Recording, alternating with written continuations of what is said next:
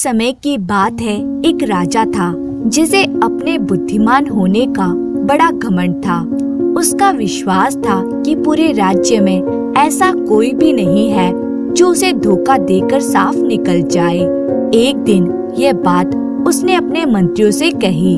सबने हामी भर दी सिवाय एक के। राजा को ये जानकर बड़ा आश्चर्य हुआ। क्या तुम नहीं मानते कि मुझे धोखा देना नामुमकिन है?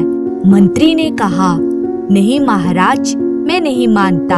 हो सकता है ये बात औरों पर लागू होती हो, लेकिन मैं अच्छी तरह से जानता हूँ कि कुछ सुनार अपने ग्राहकों के साथ धोखा करते हैं, हमारे अपने राज्य में भी।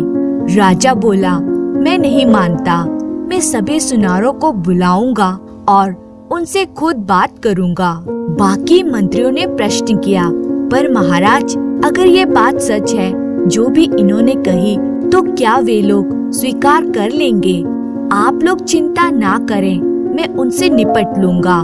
अगली सुबह ही राजा ने राज्य के सभी सुनारों को बुला भेजा।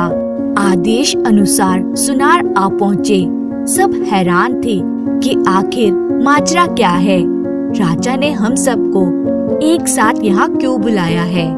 एक सुनार बोला, क्या राज परिवार में किसी का विवाह या राज्य अभिषेक की अकस्मात तैयारियां हो रही हैं? तो दूसरा सुनार बोला, हो सकता है रानियां अपने पुराने गहनों से उब गई हो और उन्हें तुड़वाकर नए गहने बनवाना चाहती हो। तभी तीसरा सुनार बोला, रानियां तो हमें स्वयं ही बुलाती हैं। ये मामला तो महाराज से जुड़ा मालूम होता है। तभी एक सुनार बोला, मेरे विचार से महाराज पड़ोसी राज्य को कुछ खास तोहफे भेजना चाहते हैं और कुछ गहने बनवाने की जल्दी में होंगे। मदन, जो सुनारों में सबसे छोटा था, बोला, इस तरह अनुमान लगाने से हमें कोई फायदा नहीं है। महाराज स्वयं ही बता देंगे कि क्या बात है। इतने में राजा कमरे में प्रविष्ट हुआ। मैंने अपने लोगों से एक सीधा साधा प्रश्न पूछने के लिए आपको यहाँ बुलाया है और मुझे आशा है कि आप सच बोलेंगे।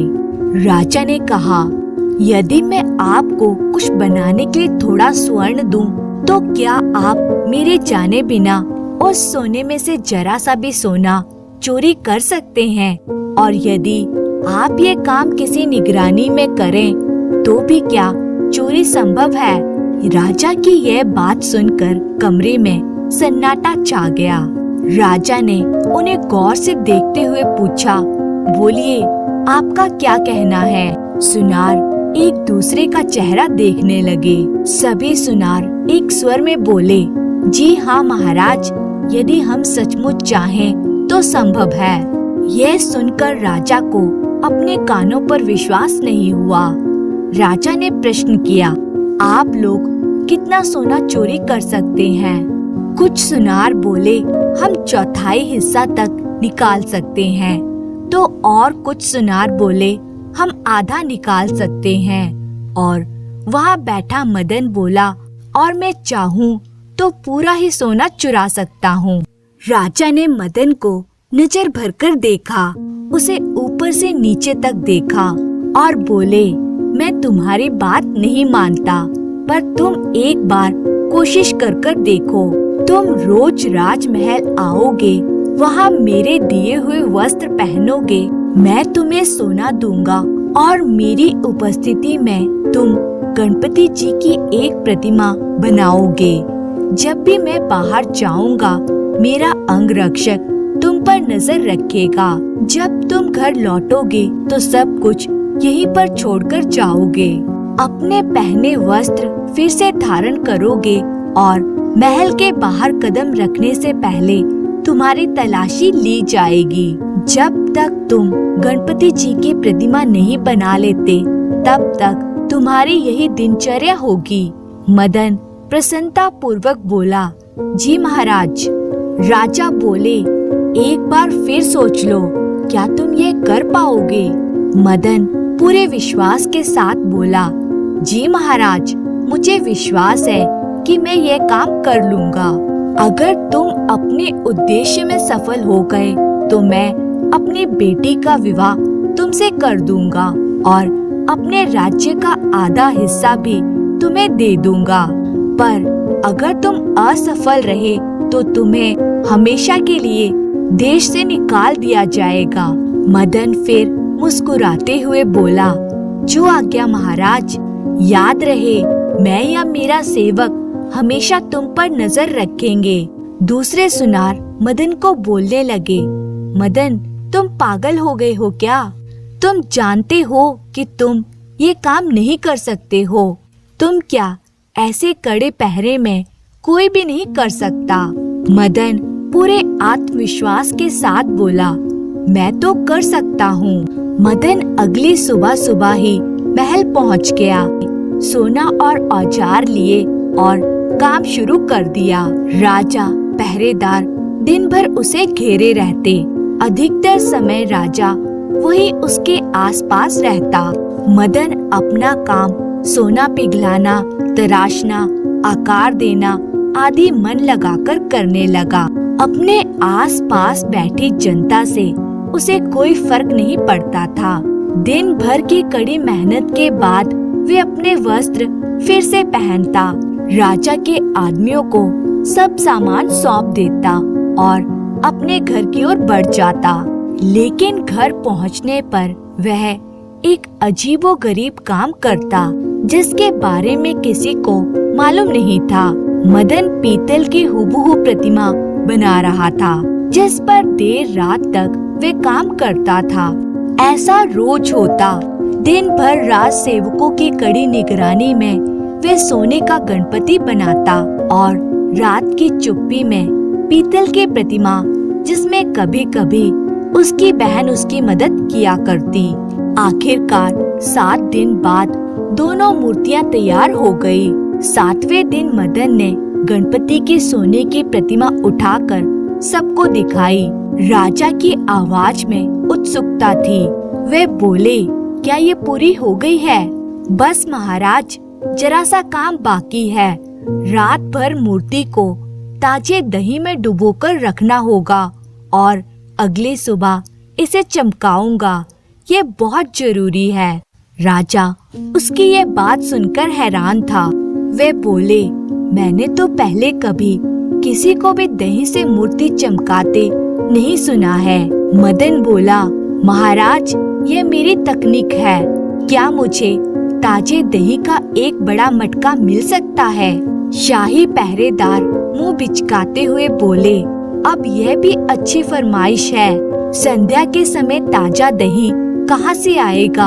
आम तौर पर लोग रात में दही जमाते हैं जिससे कि वे सुबह तैयार हो जाए। तुम्हें दही चाहिए था तो सुबह क्यों नहीं बताया?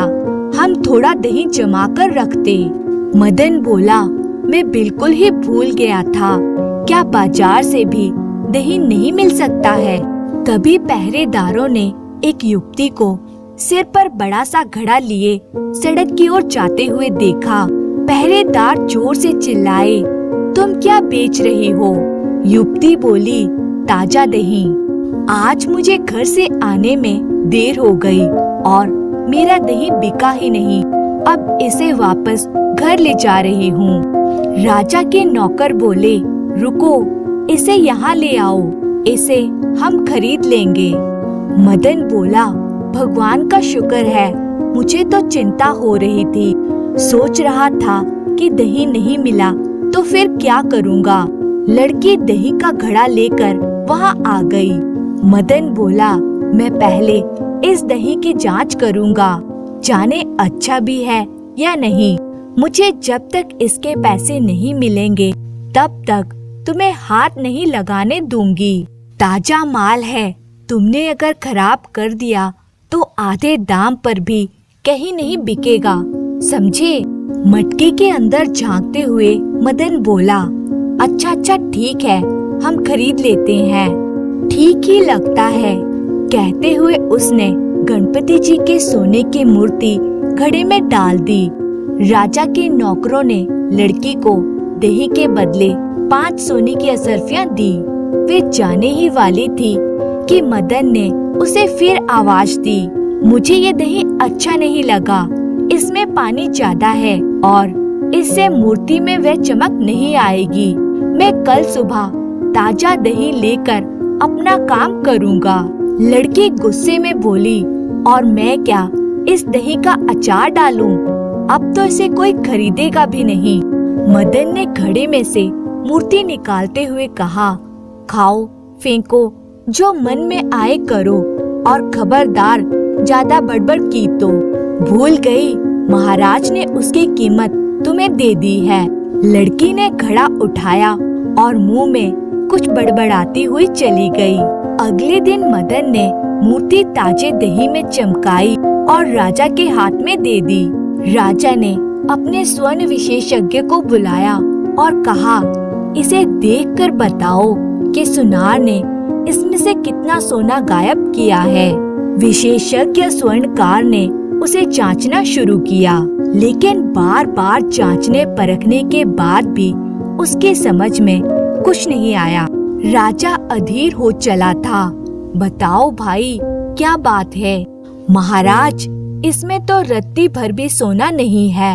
राजा ये सुनकर एकदम हैरान हो गया। ये कैसे हो सकता है?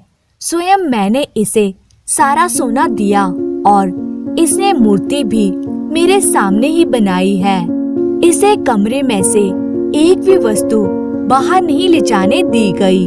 विशेषज्ञ बोला, महाराज, ये सब तो मैं नहीं जानता, पर इतना जानता हूँ कि मूर्ति खाली पीतल की है। सोने का तो इसमें नामो निशान भी नहीं है। राजा चकित होकर बोला, यह तो कमाल हो गया। मदन मुस्कुराते हुए बोला, मैंने कहा था ना कि मैं कर सकता हूँ। आखिरकार राजा ने मदन से पूछा कि उसने ये चकमा कैसे दिया।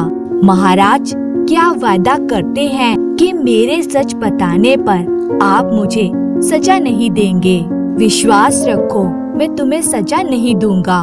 फिर मदन ने सारी कहानी सुना दी। वह दही बेचने वाले लड़की मदन की बहन थी, जो ठीक उसी वक्त वहां आ पहुंची थी। जब वह लड़की महल में आई तो मदन ने सोने की मूर्ति दही में डालकर उसमें से पीतल की मूर्ति निकाल ली। कहानी सुनकर राजा तो पहले हैरान हुआ और फिर ठाका मारकर हंस पड़ा।